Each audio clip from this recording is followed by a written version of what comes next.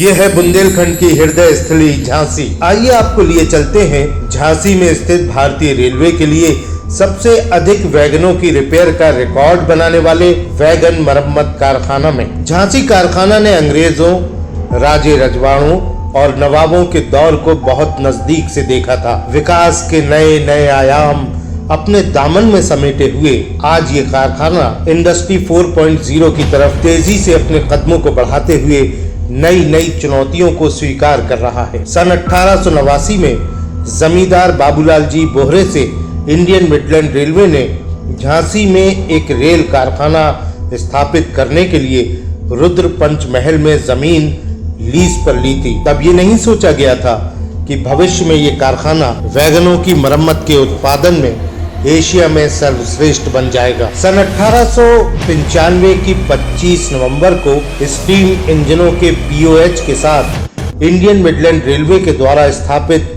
इस कारखाने का शुभारंभ हुआ। यहाँ वुडन कोच और 4 व्हीलर वैगनों को भी रिपेयर किया जाने लगा। झांसी कारखाना में BSS शॉप के पीछे कारखाने की सबसे लंबी रेल लाइन, जिसे लट्ठा लाइन कहा जाता है, गुजरती है, जिसमें मिलराइट शॉप और पिट लाइन के पीछे वाले हिस्से शामिल हैं। वर्षों से उपयोग में नहीं होने के कारण ये हिस्से स्क्रैप के ढेर एवं जंगल में तब्दील हो गए।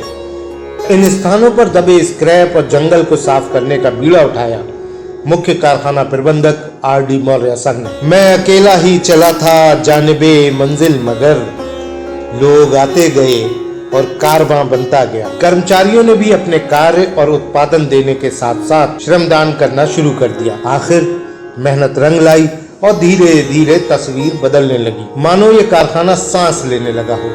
इन जगहों पर सफाई की तो मिट्टी के ढेरों से भारी मात्रा में स्क्रैप निकला, जो लगभग 1550 मीट्रिक टन है। इससे रेलवे के राजस्व में लगभग 3 करोड़ रुपए का फायदा हुआ।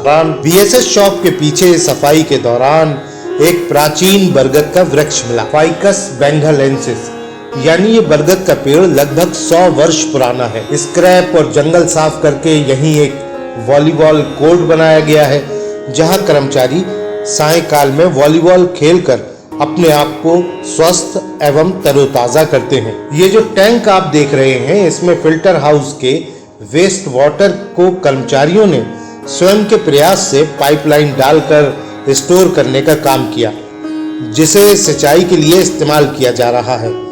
पूर्व में ये वेस्ट वाटर लट्ठा लाइन में भर जाया करता था।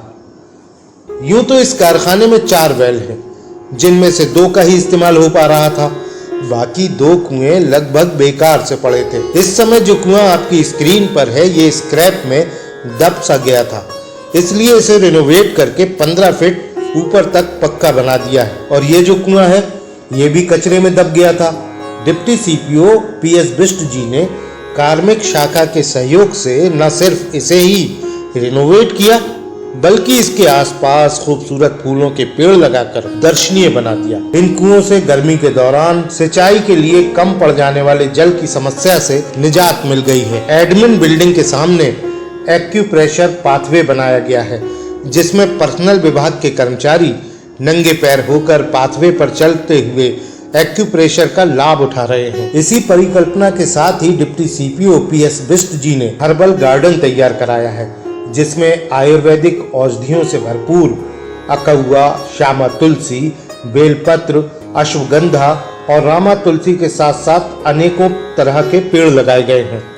यहीं पर कप प्लेट मॉडल में भी पौधे लगाए गए हैं, जो कि घूमता हुआ दर्शनीय दिखता है। EDP सेंटर के कर्मचारियों ने श्रमदान करके EDP कैंपस में गार्डन तैयार किए हैं और इन गार्डन्स में पौधों को पानी के लिए कंडेम वाटर टंकी को ठीक करके उसका इस्तेमाल किया जा रहा है। इसी कारखाने में पहले स्प्रिंग प्लेटफॉर्म हुआ करता था, जहां मुंबई, शोलापुर, भुसावल, नागपुर, भोपाल और जबलपुर से लैमिनेटेड बेयरिंग स्प्रिंग रिपेयर के लिए वैगनों में आती थी। लेकिन धीरे धीरे LBS इंडियन रेलवे से खत्म की जाने लगी, क्योंकि इनके स्थान पर कॉइल स्प्रिंग का इस्तेमाल होने लगा।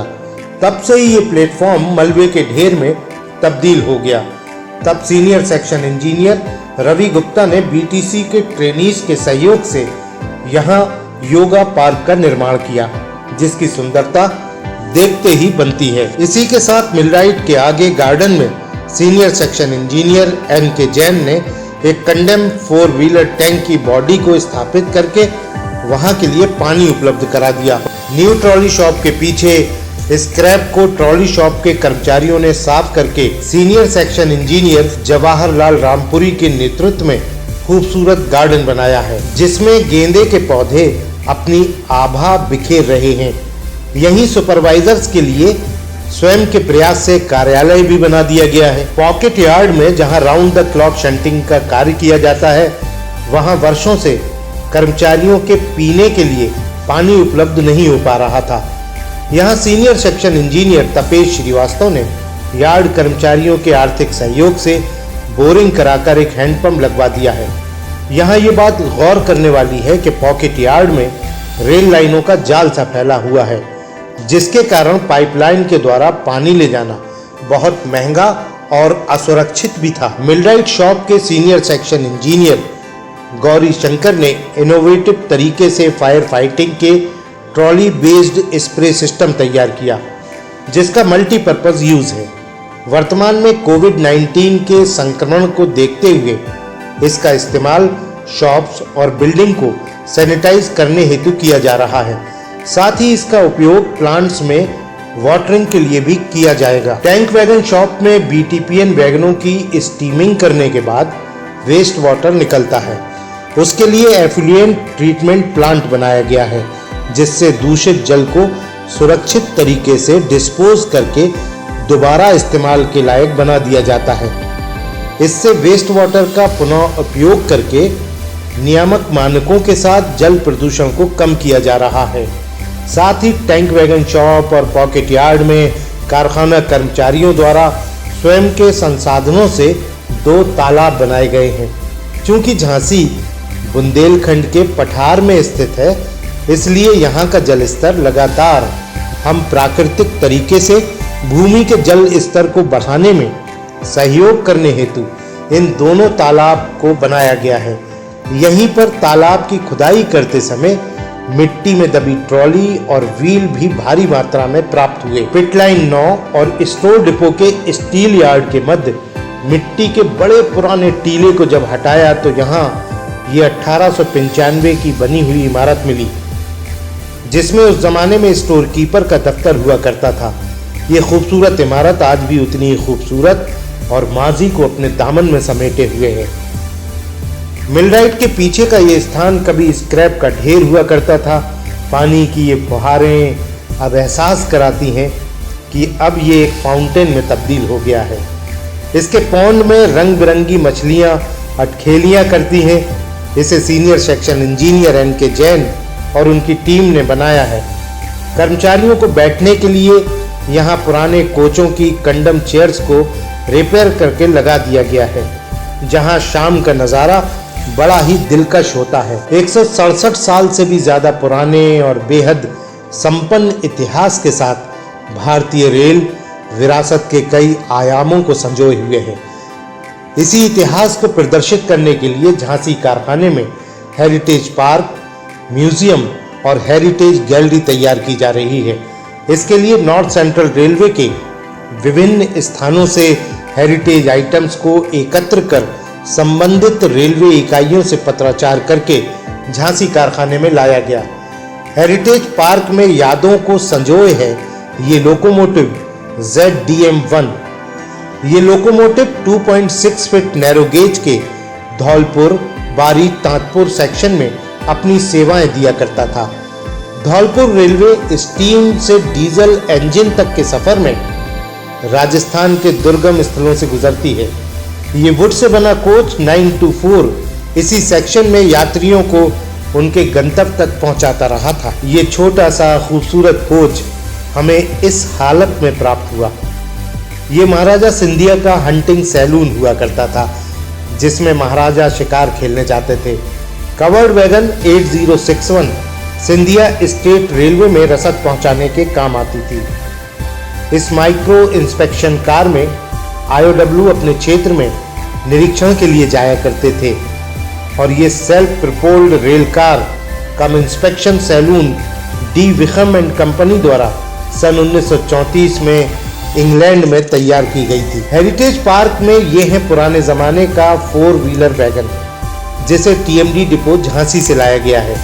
झांसी डिवीजन के 8 जंक्शन स्टेशन के सामने इंडियन मिडलैंड रेलवे का एक सैलून बस्ती में रखा हुआ है, उसको भी लाने का प्रयास यहाँ किया जा रहा है। हेरिटेज पार्क से ओल्ड स्टेटिक वे ब्रिज तक जाने के लिए एक पुल बनाया गया है, जो कि कंडम ओवरहेड क्रेन के क्रॉस गर्डर से तैयार किया है, जिसे वेल्डिंग शॉप और पेंटिंग शॉप की सहायता से आकर्षक बना दिया गया है। हेरिटेज पार्क में कर्मचारियों की फटीगनेस को दूर करने के लिए हस्त निर्मित झोपड़ियां बनाई हैं। इन हट्स का निर्माण बेकार बचे हुए सामान व मटेरियल की पैकिंग से बची हुई लकड़ी से किया है। ट्री हाउस बनाया है, साथ ही एक डबल स्टोरी ट्री हाउस का निर्माण प्रगति पर है, जहां फुर्सत के लम्हों में कर्मचारी इन ट्री हाउसेज में बैठकर प्रकृति का नजारा लेते हुए फ्रेश हो जाएंगे। ये हट और tree house senior section engineer Sunil Sharma, senior section engineer Purushottam, senior section engineer Chhotelal Patel और सीनियर सेक्शन इंजीनियर राम ग्वाल और उनकी टीम ने बड़ी मेहनत से तैयार की है। साथ ही एक लेक बनाई गई है, जहां वर्षा जल एकत्र होने के बाद नज़ारा किसी मनोरम स्थल सा दिखाई देता है।